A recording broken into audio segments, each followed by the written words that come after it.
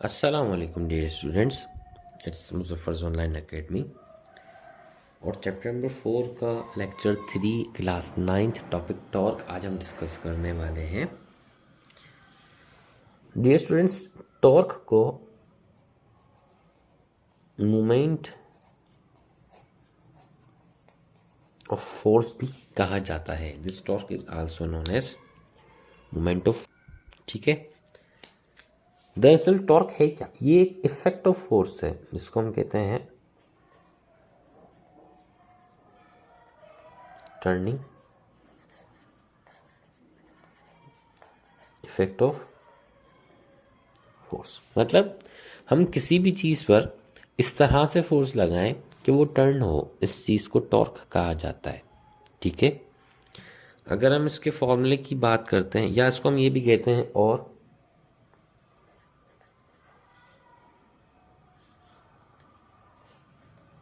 Cross product of force and moment arm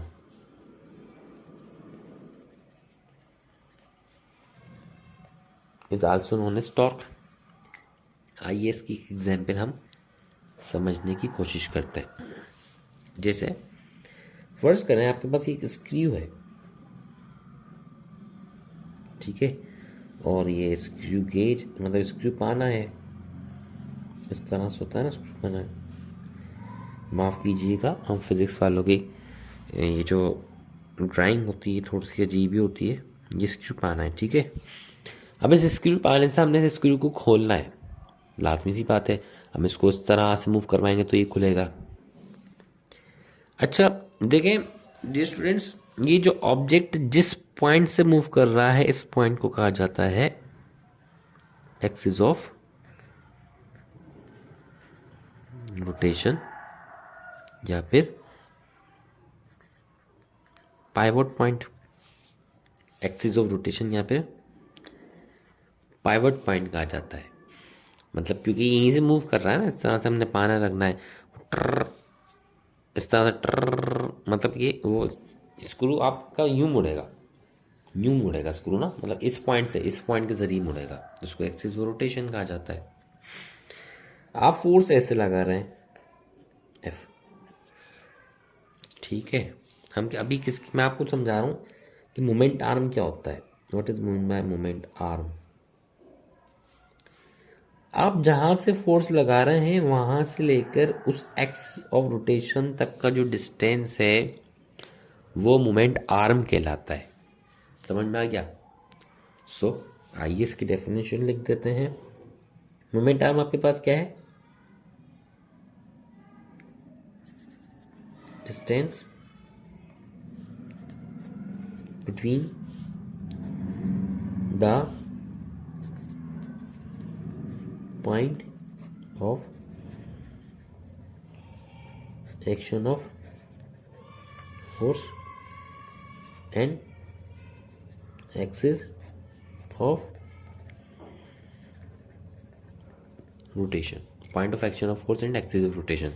force को आप इधर डिस्प्लेस कर दें, इधर डिस्प्लेस कर दें तो मोमेंट आर्म शॉर्ट होता जाता है, कांस्टेंट नहीं होता। डिपेंड ये करता है कि आप फोर्स किस पॉइंट पर लगा रहे हैं और एक्सिस ऑफ रोटेशन उस ऑब्जेक्ट का कहाँ पर है। ठीक है, अब आते हैं हम इसके फॉर्मूले के ऊपर। जब हम इसके फॉर्मूले पे आते हैं तो फॉर्मूला इसका ये है कि टाओ, इसको हम बोलते हैं tau, TAU, tau is equal to F cross R. यहाँ पर F force, R moment arm है।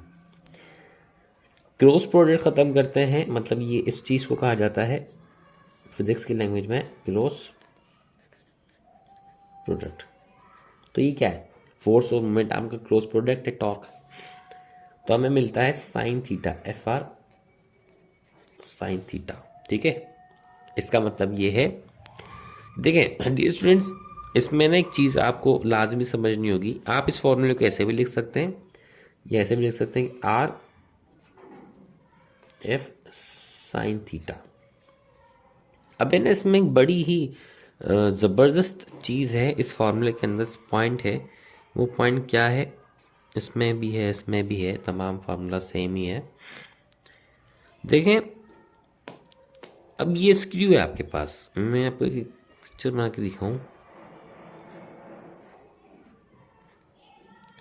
और इस स्क्रू का आपने स्क्रू पाने से खोलना है इस तरह से, ये स्क्रू पाना आपके पास। ये खोलने के लिए आप फोर्स, मोमेंट आर्म का है, देखें मोमेंट आर्म का जो वो इस तरह से होगा मोमेंट आर्म, या तो डायरेक्शन मोमेंट आर्म की ये होगी या ये होगी।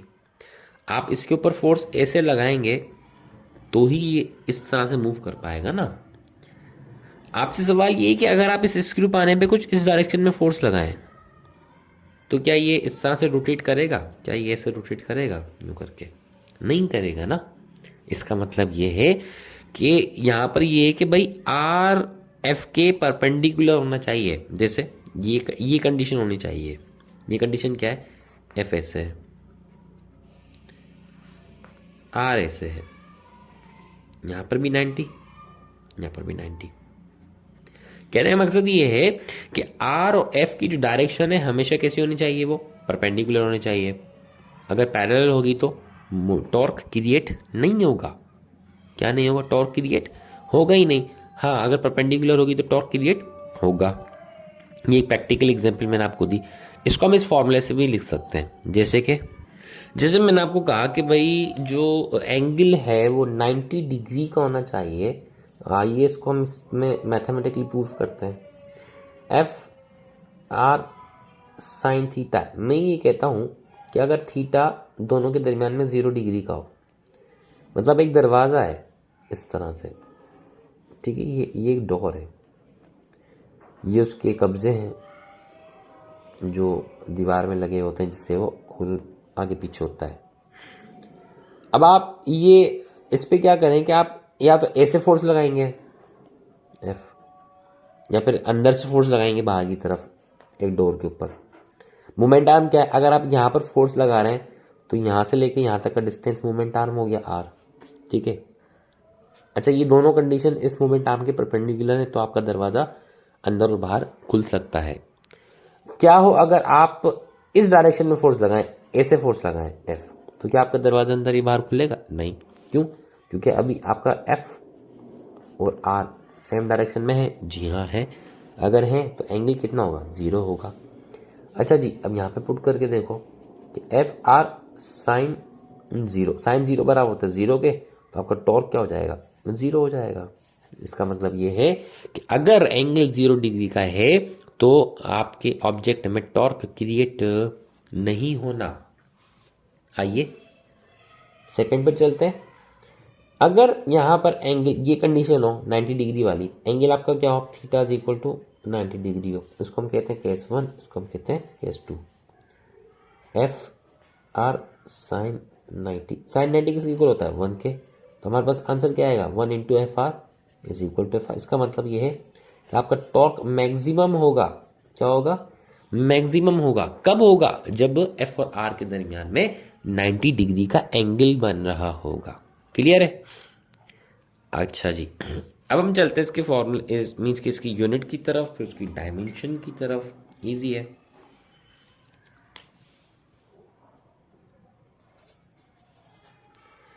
यूनिट कैसे ड्राइव करेंगे इसका? Tau is equal to F into R, ठीक है। फोर्स का जो यूनिट होता है हमारे पास न्यूटन, डिस्टेंस आर क्या हमारे पास डिस्टेंस है, उसका यूनिट क्या होगा? मीटर। तो टॉर्क का यूनिट हमारे पास क्या हो गया? न्यूटन मीटर, ठीक है। टॉर्क का ऐसा यूनिट क्या हो गया? Newton metre. आइए अब इसकी डायमेंशन की तरफ चलते हैं।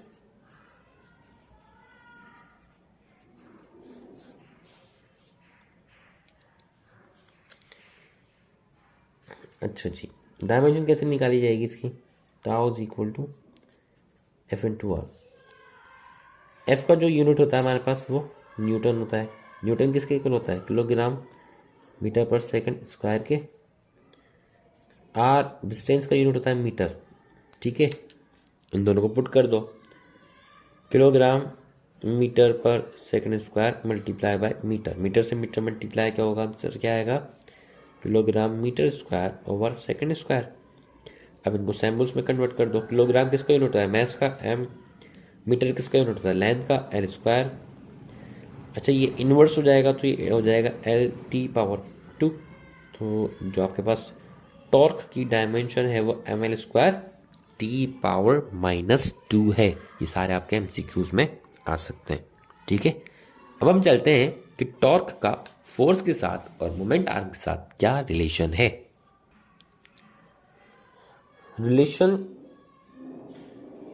टॉर्क का रिलेशन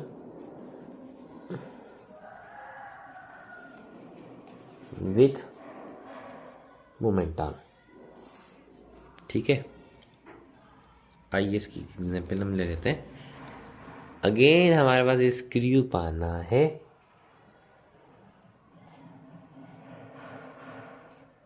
ये स्क्रू है जो कि दीवार में लगा हुआ है और ये स्क्रू पाना है इस तरह से।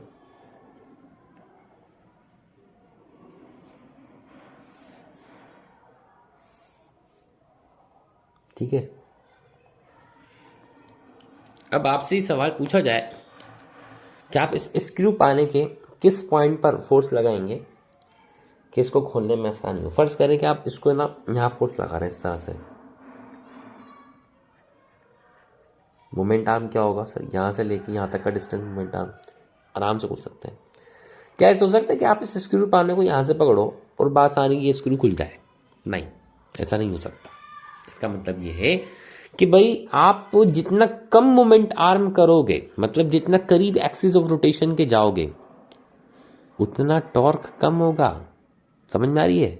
जितना कम मोमेंट आर्म उतना टॉर्क कम। तो टॉर्क इज डायरेक्टली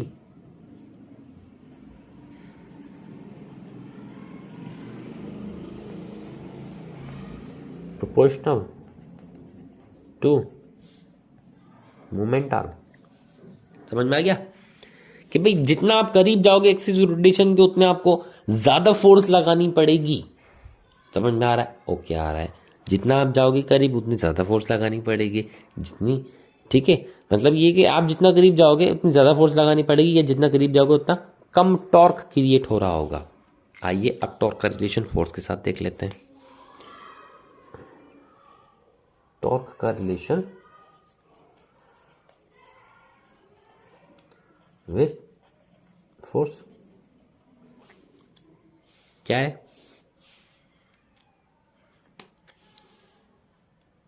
टॉर्क, अच्छा देखें, अब यहां पर आपने ना फर्ज करेंगे 10 न्यूटन की फोर्स लगाई, तो एक दूसरा बंदा आया उसने कभी नहीं 100 की लगाओ, तो 10 से जल्दी ये स्क्रू खुलेगा या 100 से? लाजमी बात है 100 से। मतलब जितना ज़्यादा फोर्स उतना ज़्यादा टॉर्क। सो इस कंडीशन में आपका जो टॉर्क है वो इज डायरेक्टली प्रोपोर्शनल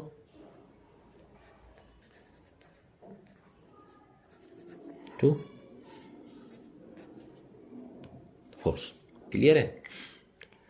अच्छा, इसकी साइन कन्वेंशन, टॉर्क दो तरह का होता है, एक एंटी क्लॉकवाइज मतलब पॉजिटिव और क्लॉकवाइज मतलब नेगेटिव। साइन कन्वेंशन कहा जाता है इसे।